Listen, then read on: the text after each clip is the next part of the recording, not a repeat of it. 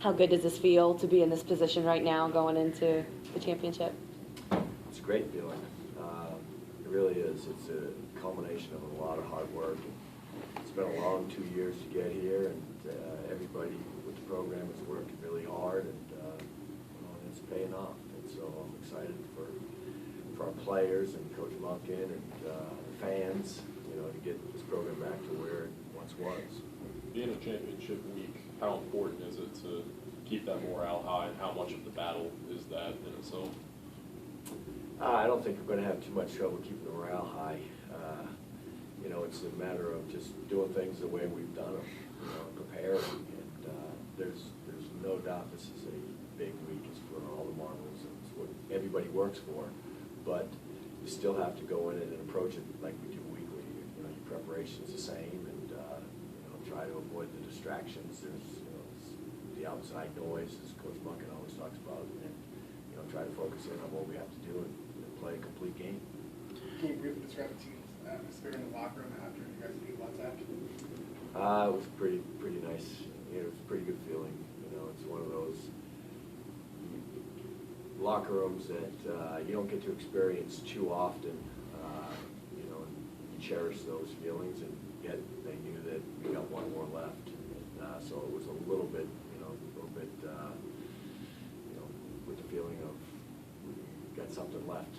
We got one more to get it, to finish it off. It wasn't, they were excited. We had a good win. We beat a good football team, but they also know we got one left to get. Coach Lumpkin was dancing. Was he dancing too? No, that's. I try to stay out of it. When they start yelling for coaches, I start running for cover. So hopefully they can't find me.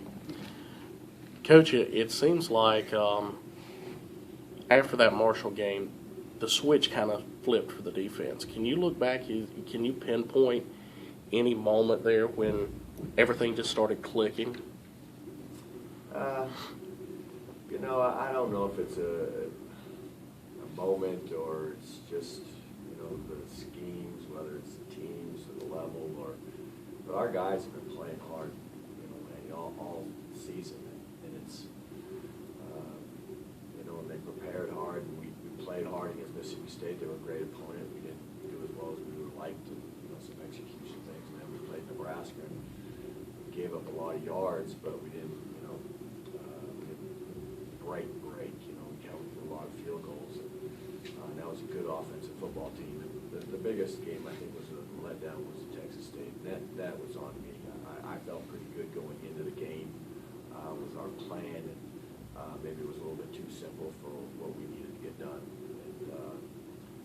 But it's never been an issue with our guys playing hard or whatever. It's just they came, they're a mature group, and they played the next snap. And it's like Saturday, we had a couple momentum plays get out on us, but they were able to gain their composure and focus back in and play the next play. So it's been a good group to be around like that. It's the mature group that can dial back in. So it's hard to really put your finger on it. Coach, do you credit some of that maturity to the team's ability to kind of step up this past weekend when you had three very important starters go down early in the game? Right.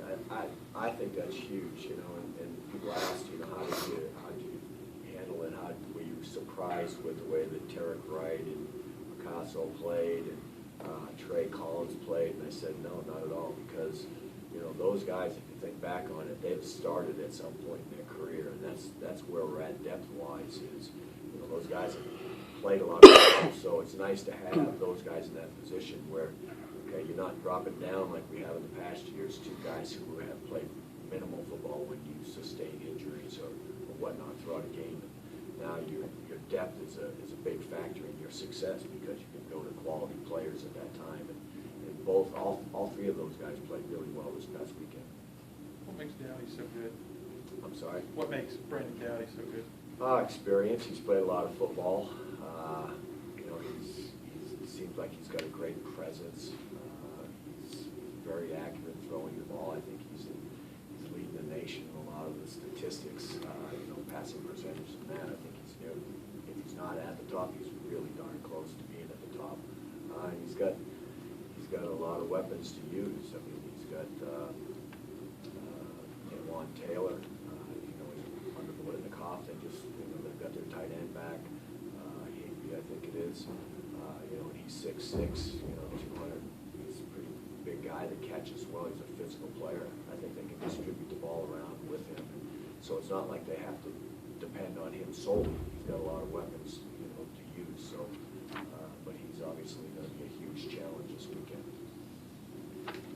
You always talk about the main thing is the W, which we understand, but against La Tech, they ran 23 times for -2 yards. How did that happen, and how does that make you feel? You know, it's obviously one of the keys to winning a football game is we prepare. The first thing we do as a defensive staff is, all right, how do we stop their, you know, 5 or 6 top run plays?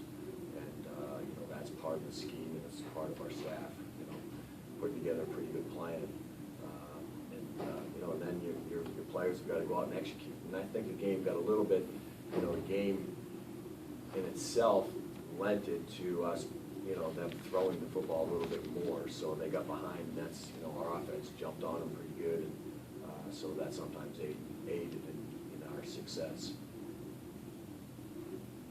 Is it more, I mean, is it so much Dowdy, or is it the offense as a whole? Like, Well, I think if you look around at most teams, whether it's the NFL or college or even high school, you know, you've got to have a guy that's underneath the center to make things go.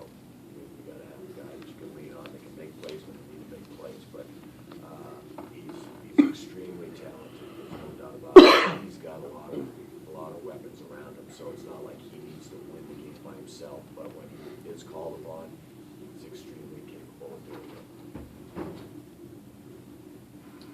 What's just the main thing, tell your defense as a whole, when you know you've got to face a passing team that good? You know, it's you know, everybody's called upon, you know, and it's you know, everybody thinks, oh well, you know, they have this great quarterback, our defense back's going to have to be, you know, be in lockdown mode and do a great job on their receivers. But it really starts with the defensive front being able to pressure, get him off his spots, you know, not let him get comfortable and sit back there and have the time to throw it, you know. And so, you know, if you don't necessarily need to sack him, but you need to be disruptive around the quarterback and you know, alter his throwing motion and alter his vision and crush the pocket and make him feel uncomfortable, and that's where it starts. Anything else? Coach, thank you.